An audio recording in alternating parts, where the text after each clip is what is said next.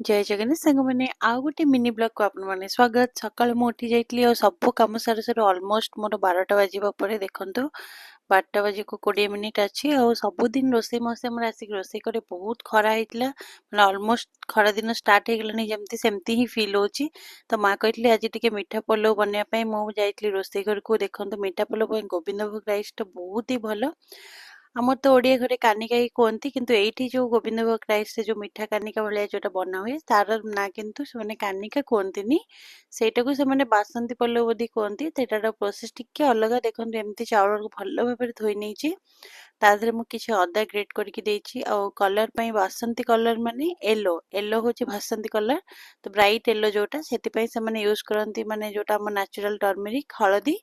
हळदी देई देइतली ताको भल भाबरे अदा माने ग्रेट करके अदा बट्टा मध्ये आपण माने देई परिबे आउ ताको भल भाबरे मैरिनेट करके रखि देइतली।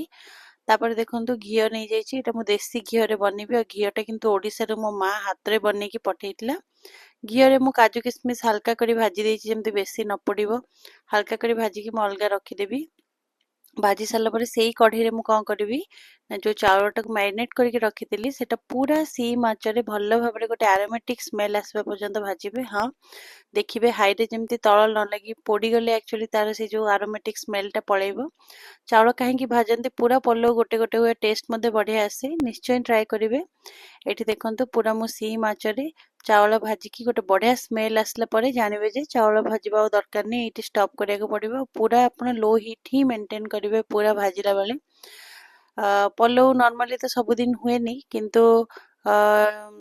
माँ कहले कि ना आज किसी नुआ ही खाए मते भी इच्छा था ठीक अच्छे किसी नुआ करवा खाइबा देखो पानी मापिक नहीं 3 कप चाउल रे मु अराउंड कढ़ई रे गोटे कप रे 2.5 कप बढ़िया चाउल नहीं आपण मैंने आहरी झुरझुरा करने चाहिए आपण मैंने 2 कप नहीं पारे पानी फुटले मुझे घोड़े की सीम रे छाड़देवी हवा पर्यंत। यहाँ आम ये बेंगली मैंने एमती पलाव रे बैगिनी हो कि पांपड़ खट्टा खट्टा को सब टक कहते आंब खट्टा को तो सेटा देखी खाती आमर किंतु नॉर्मली कानिका सहित डालमा खिया हुए कि आपण मैंने बासंती पलाव सहित मांस कषा नॉनवेज आइटम जदि इच्छा था आज तो मंडे थिला तो विदाउट ओनियन गार्लिक रे बनै थिली और तेको बैगिनी और माँ पांपड़ भाजी थिले आंब खट्टा मध्ये हेइतला ताको देख खाइतली देखंतु ऊपर मु काजू किशमिश जो भाजिकी रखिथिली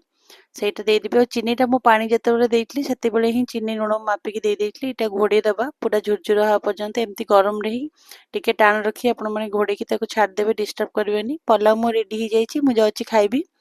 ଏମିତି ଛୋଟ ଛୋଟ ବ୍ଲଗ ଦେଖିବା ପାଇଁ ମୋ ଚ୍ୟାନେଲକୁ ସବସ୍କ୍ରାଇବ କରନ୍ତୁ। ଜୟ ଜଗନ୍ନାଥ ରହୁଛି।